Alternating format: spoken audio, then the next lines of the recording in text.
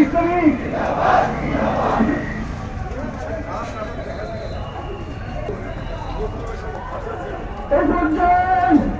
আজকের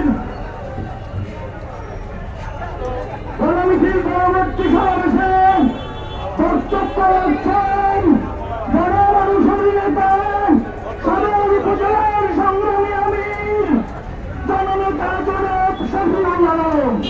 বক্তব্য রাখছেন জননেতা জনাব শফিউল আলম। আসসালামু আলাইকুম ওয়া রাহমাতুল্লাহ। আজকের এই সমাবেশ শেষে সংক্ষিপ্ত আলোচনা সভায় সম্মানিত জেলা আমির, জেলা সেক্রেটারি সহ বিভিন্ন দায়িত্বশীল ভাইরা সবার প্রতি সালাম জানাচ্ছি। আসসালামু আলাইকুম ওয়া রাহমাতুল্লাহ। মহান মাহমুদের দরবারে শুকরিয়া আদায় করছি আল্লাহর অশেষ